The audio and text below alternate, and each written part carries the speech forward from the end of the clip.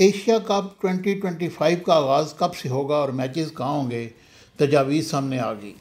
Asia cup 5 से 10 सितंबर के दरमियान यूएई में शुरू कराने की तजवीज़ सामने आई है।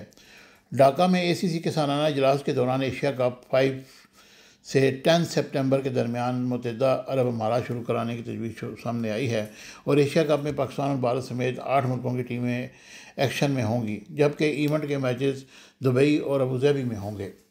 एसीसी के सालाना इजलास के बाद मीडिया से गुफ्तगू करते हुए एशियन क्रिकेट कौंसिल के सदर मोहसिन नकवी ने कहा कि कौंसिल की सालाना मीटिंग में तमाम 25 अरकान ने शिरकत की और बहुत अच्छे माहौल में इजलास हुआ और कौंसिल के तमाम मेंबरान इस बात पर मुतफिक हैं कि एसीसी प्लेटफार्म में किसी को सियासत में नहीं लाना चाहिए।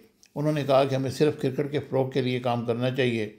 एशिया कप का शेड्यूल भारत ने भेजना है और इसका इंतज़ार है, इसके बाद ही इवेंट का ऐलान किया जाएगा। दूसरी जानब मोहसिन नकवी ने एशिया कप से पहले यूएई में पाकिस्तान अफगानिस्तान यूएई के दरमियान 3 मुल्की क्रिकेट सीरीज़ की भी तस्दीक की।